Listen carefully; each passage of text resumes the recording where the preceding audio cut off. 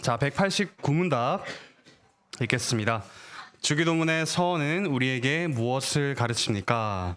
주기도문의 선, 하늘에 계신 우리 아버지여. 이것이 가르치는 것은 우리가 기도할 때 아버지 같은 그분의 선하심에 대한 확신과 그것에 대한 우리의 관심을 가지고 하나님께 가까이 나아가야 한다는 것입니다.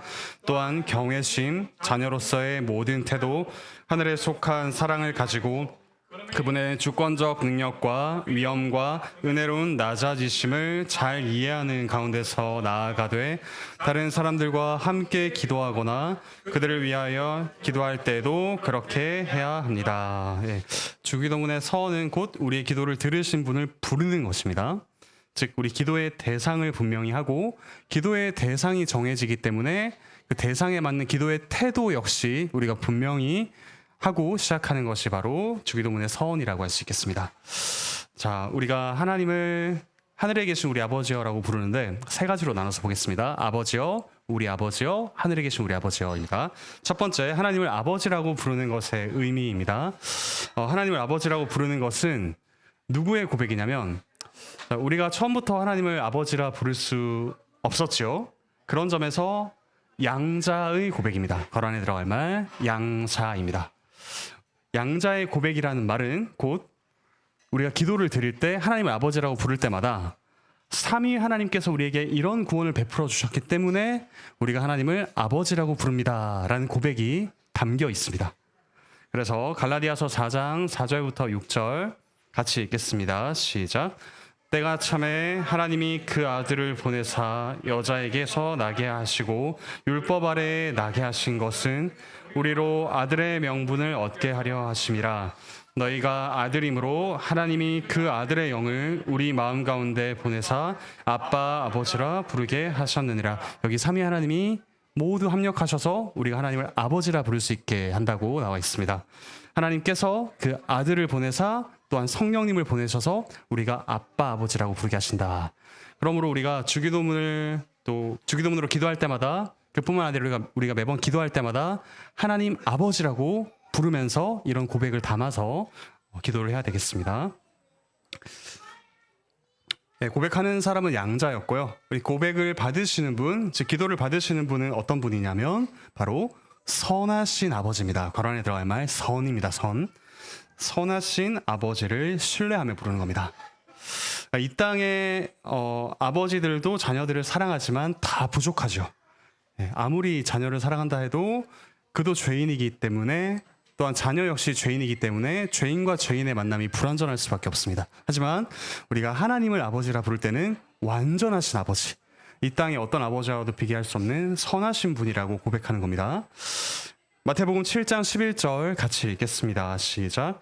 너희가 악한 자라도 좋은 것으로 자식에게 줄 알거든 하물며 하늘에 계신 너희 아버지께서 구하는 자에게 좋은 것으로 주시지 않겠느냐. 우리에게 반드시 좋은 것을 주신다라는 사실을 고백하면서 아버지여라고 불러야 한다는 뜻입니다.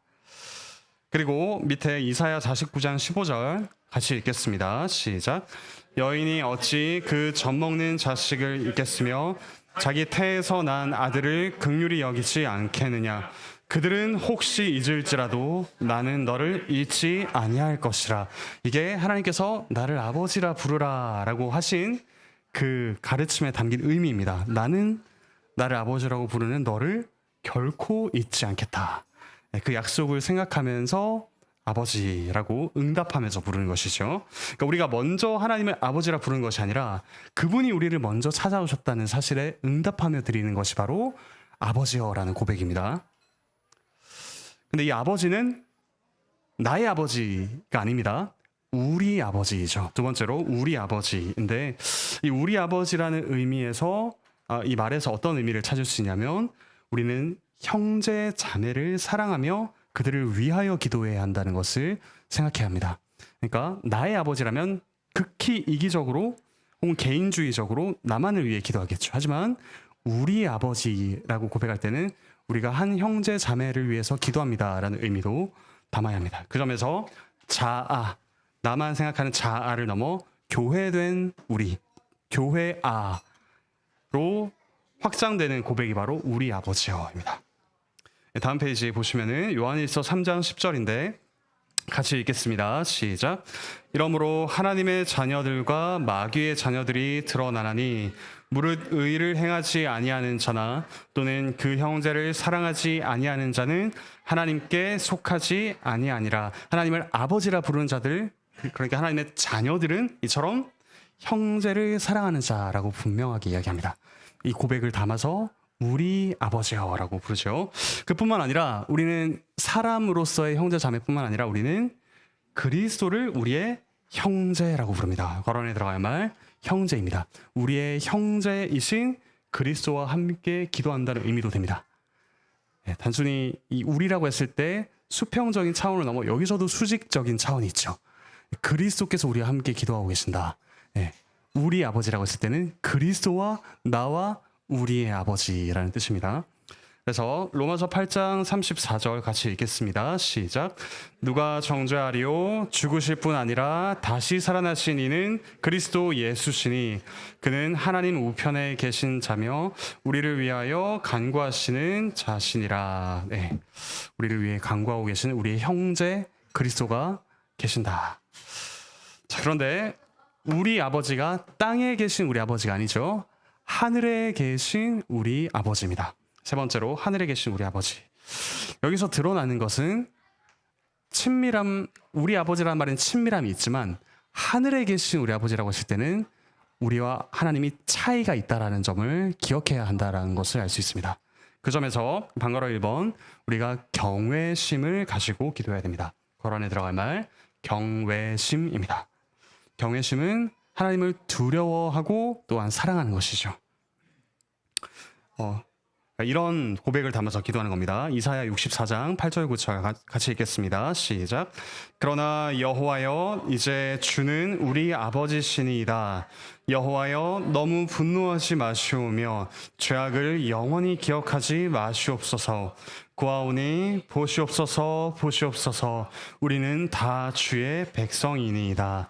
우리가 하나님의 자녀이지만 동시에 백성이다. 그분과의 차이가 있다라는 사실을 분명히 고백하며 기도해야 합니다. 그리고 하늘에 속한 사랑을 가지고 해야 된다라고 합니다.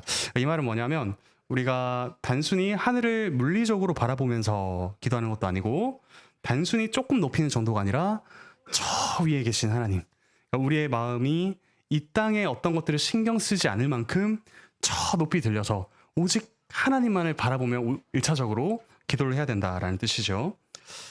그래서 예레미야 애가 제가 읽겠습니다. 우리의 마음과 손을 아울러 하나님께 들자. 하나님께 들어올릴 만큼 높이 들어서 기도해야 됩니다. 우리의 발은 이 땅에 붙이고 현실을 살아가지만 우리의 마음은 저 높이 계신 하나님을 향해야 된다는 것이 바로 주기도문의 서원이 가르쳐주는 내용입니다. 세 번째, 하나님의 주권적인 능력, 위엄, 그리고 그분이 은혜롭게도 낮아지셨다라는 것을 이해하며 그 가운데 나아가는 겁니다. 그분은 하늘에 계신 분이지만 우리의 기도를 들으실 만큼 가까이 오셨다라는 사실을 고백하는 겁니다. 땅에 있는 우리의 기도를 귀 기울여 들으시는 분이시다. 그래서 이사야 63장 15절 16절 같이 읽겠습니다. 시작. 주여 하늘에서 굽어 살피시며 주의 거룩하고 영화로운 처소에서 보옵소서. 주의 열성과 주의 능하신 행동이 이제 어디 있나이까. 주께서 베푸시던 간곡한 자비와 사랑이 내게 그쳤나이다. 주는 우리 아버지시라. 아브라함은 우리를 모르고 이스라엘은 우리를 인정하지 아니할지라도 여호와여 주는 우리의 아버지시라. 옛날부터 주의 이름을 우리의 구속자라 하셨거늘. 정리하자면 우리는 기도할 때 아버지를 부르죠. 그분의 선하심을 고백하며 또한 우리에게 베푸신 놀라운 구원의 은혜를 고백합니다. 또한 그분은 우리의 아버지십니다. 나의 어떠한 것을 넘어 우리 형제 자매들을 사랑하며 그리고 우리와 함께 계신 그리스도와 동행하며 기도하는 겁니다. 세 번째로 우리의 마음을 높이 들어 우리와 비교할 수 없는 높이 계신 하나님을 우러러보며 기도하는 것. 근데 그분이 우리의 기도를 지금 듣고 계신다는 놀라운 은혜 속에서 기도하는 것이 바로 주기도문의 서원. 짧은 말이죠. 하늘에 계신 우리 아버지여. 하지만 이런 의미를 깊이 담아서 기도하시면 좋겠습니다. 자, 이제 오늘은 첫 번째, 두 번째, 세 번째 간구까지 함께 살펴보겠습니다. 그 중에 먼저 첫 번째 기원입니다. 190문답 읽겠습니다. 첫째 기원에서 우리는 무엇을 위하여 기도합니까?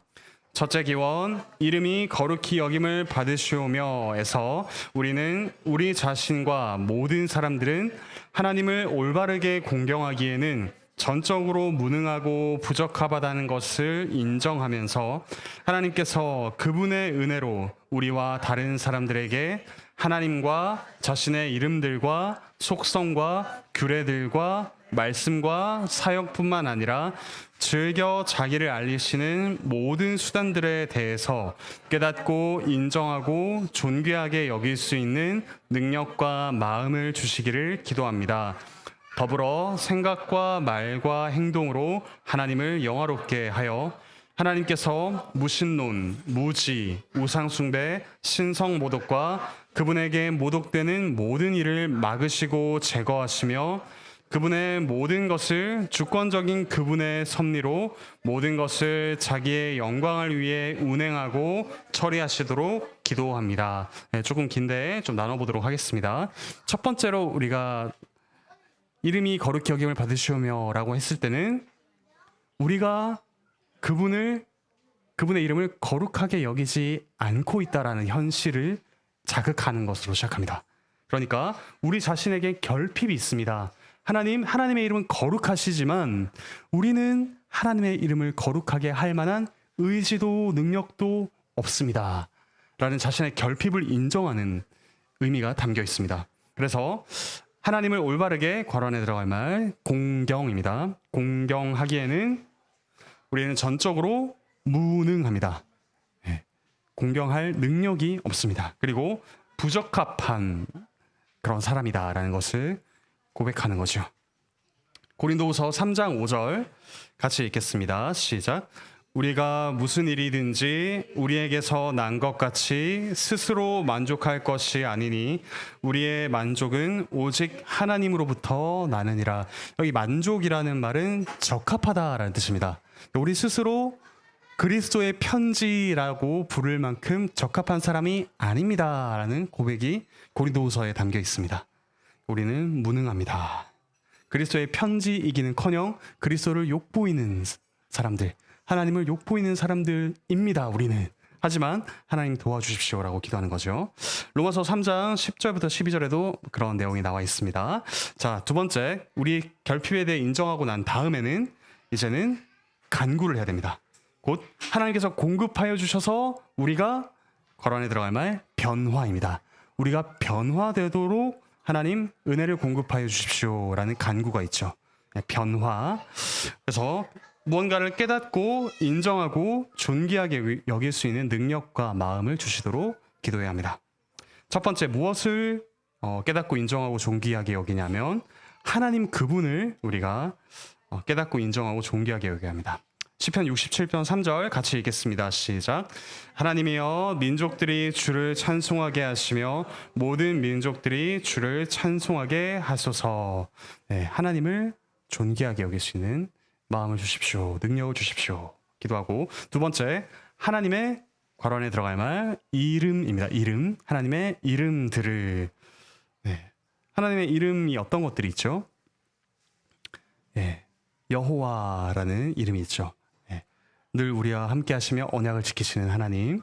그리고 여호와 또 붙습니다. 여호와 이레.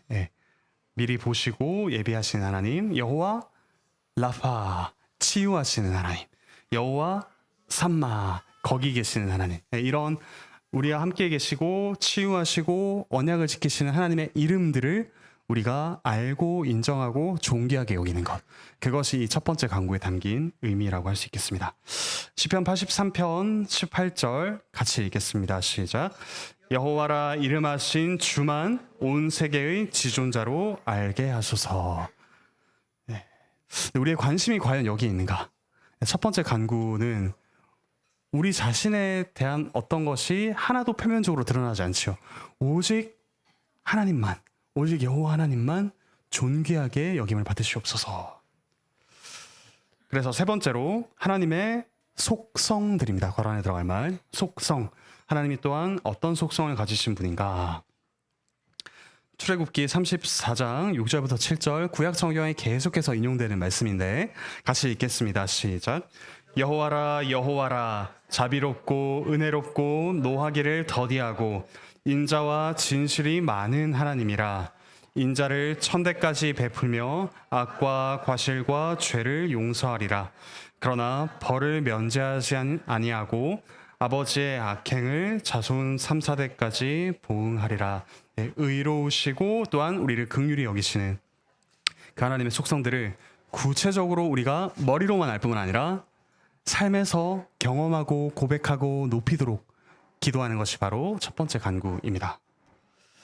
하나님의 속성들이고요. 네 번째, 하나님의 규례들과 말씀과 사역 등 이것이 무엇이냐면 하나님께서 즐겨 그분을 알리시는 수단들입니다. 이 모든 것들을 통해 말씀과 또 그분 행하시는 일과 모든 것들을 통해 우리가 하나님을 알고 하나님을 높일 수 있도록 우리의 눈을 열어주십시오.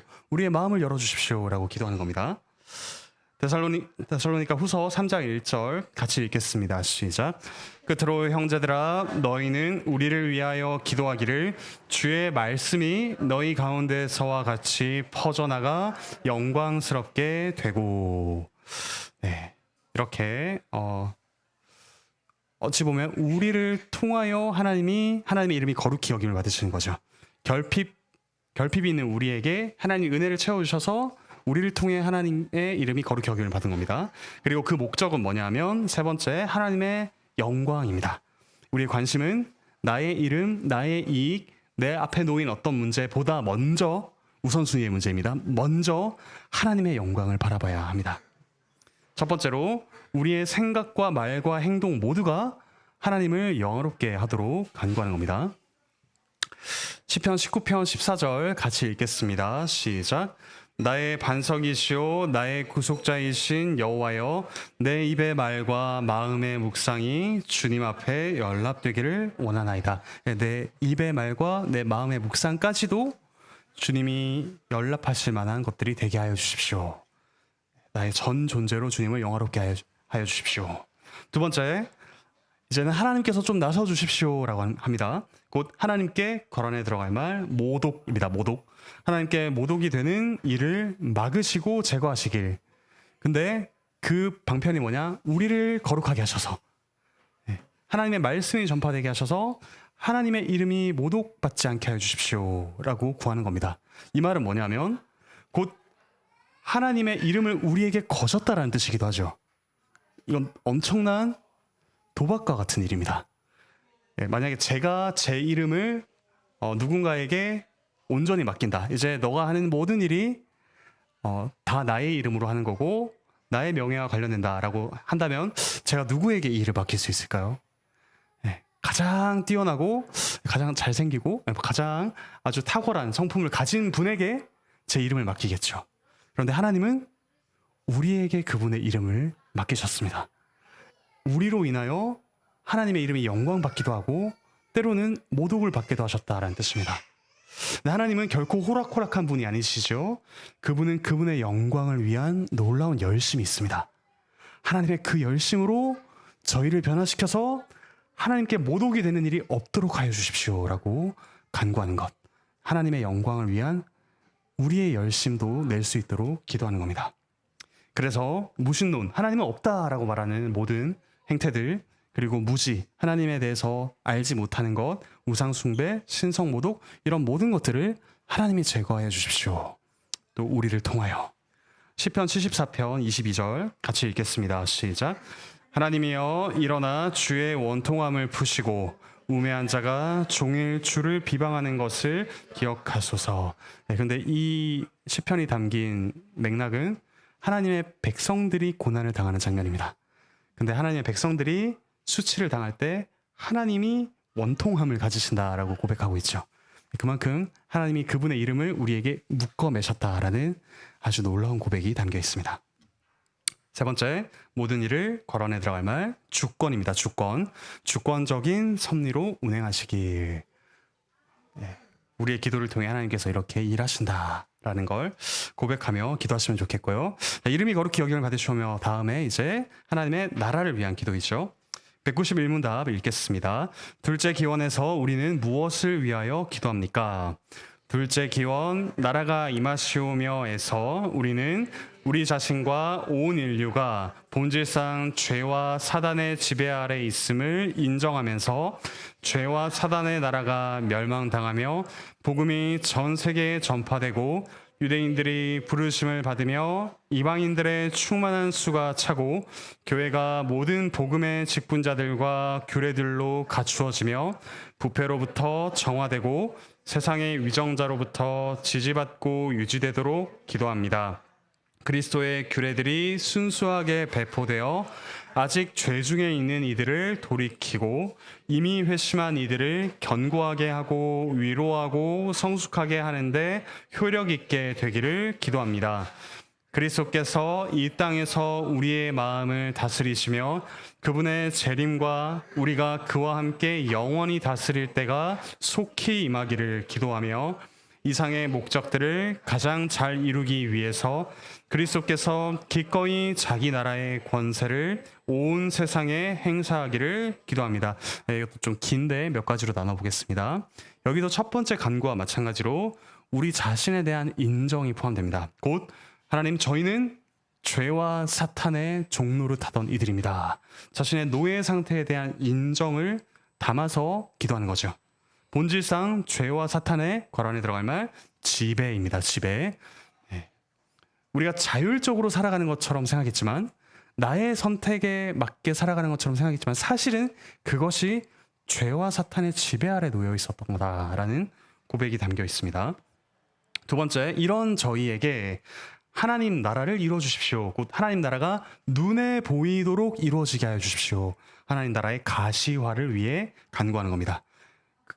그 내용으로 첫 번째, 이방인과 유대인 모두 하나님의 괄호 안에 들어갈 말 백성이 되도록 하는 겁니다. 곧 구원받는 자를 저희에게 보여주십시오. 보내주십시오. 교회의 회원으로 가입하게 해주십시오. 라는 기도이죠. 그리고 이 구원받은 백성이 모인 곳이 바로 교회입니다. 방가로 2번 괄호 안에 들어갈 말 교회입니다. 교회의 성장과 성숙. 하나님 나라가 가시적으로 이루어지는 가장 분명한 창이 있다면 그것이 바로 교회입니다. 그래서 이 두 번째 간구를 하실 때는 교회를 위한 간구를 많이 하셔야 됩니다.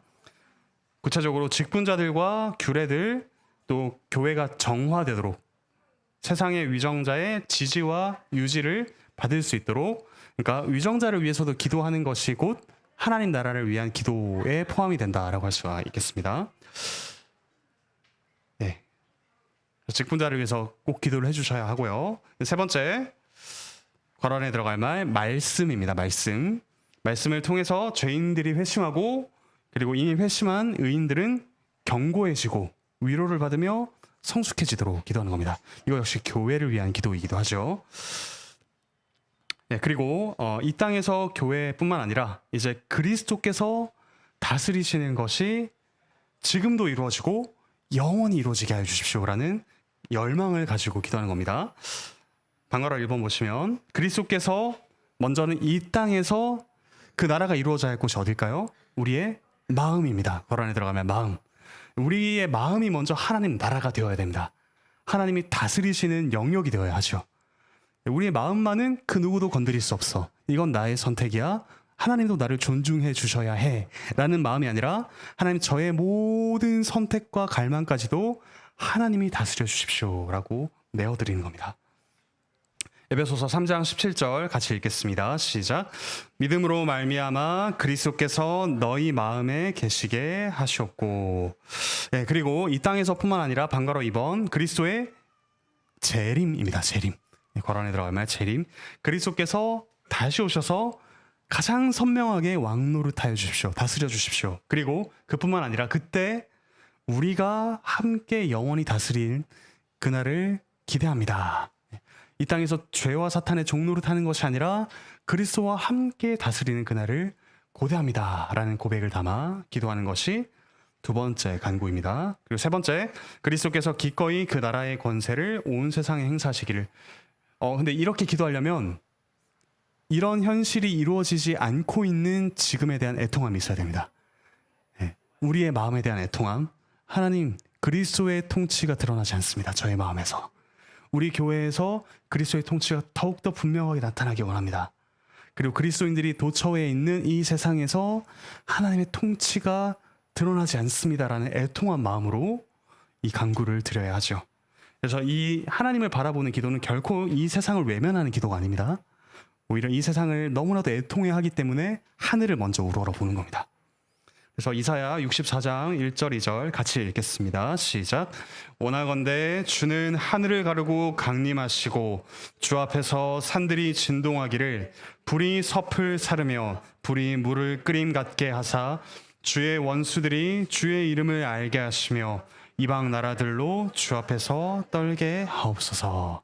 이것이 바로 그리스도의 통치를 바라는 두 번째 기도입니다. 마지막 이제 하나님의 뜻을 구하는 기도인데 문답 읽겠습니다. 192문답입니다. 셋째 기원에서 우리는 무엇을 위하여 기도합니까? 셋째 기원, 뜻이 하늘에서 이루어진 것 같이 땅에서도 이루어지이다에서 우리는 우리와 모든 사람들은 본질상 하나님의 뜻을 알고 행하기에 전적으로 무능하고 완고할 뿐 아니라 그분의 말씀에 반역하기를 잘하고 그분의 섭리에 대해 불평하고 투덜대며 전적으로 육신과 마귀의 뜻을 행하려 한다는 사실을 인정해야 합니다.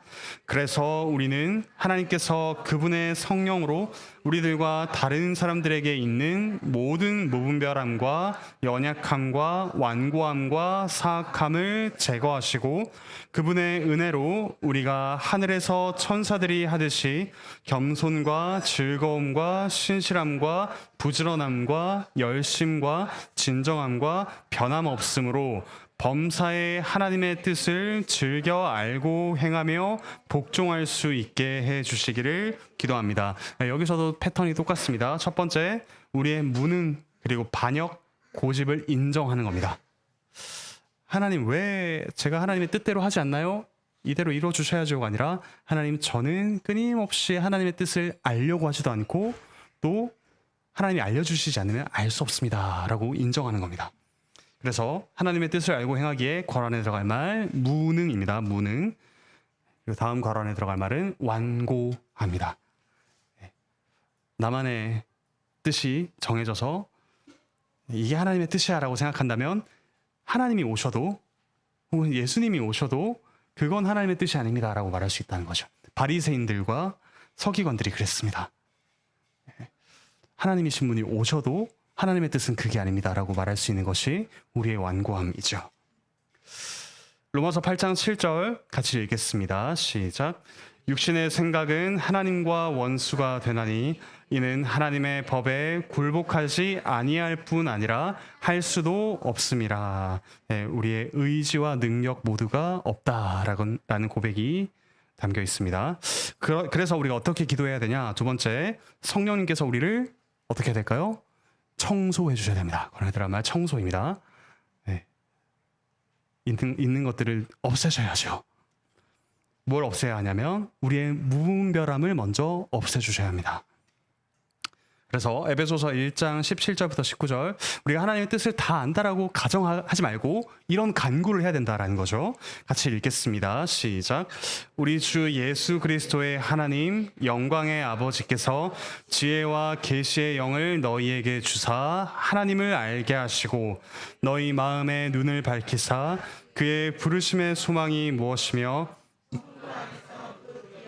영광의 풍성함이 무엇이며 그의 힘의 위력으로 역사하심을 따라 믿는 우리에게 베푸신 능력의 지극히 크심이 어떠한 것을 너희로 알게 하시기를 구하노라. 이 편지는 이미 그리스도를 믿고 있는 성도들에게 보낸 편지입니다. 근데 마치 그들이 이걸 모르는 것처럼 기도한다라고 하죠. 이들은 이미 알고 있지만 더 알게 해주십시오. 더 깊이 알게 해주십시오. 확고하게 알게 해주십시오라고 기도해야 됩니다. 그래서 이제 우리가 하나님의 뜻을 안다고 쉽게 단정하지는 결코 못할 겁니다. 계속해서 이런 기도를 드려야 합니다. 두 번째, 우리의 연약함을 성령님께서 청소해 주셔야 됩니다. 에베소서 3장 16절 같이 읽겠습니다. 시작.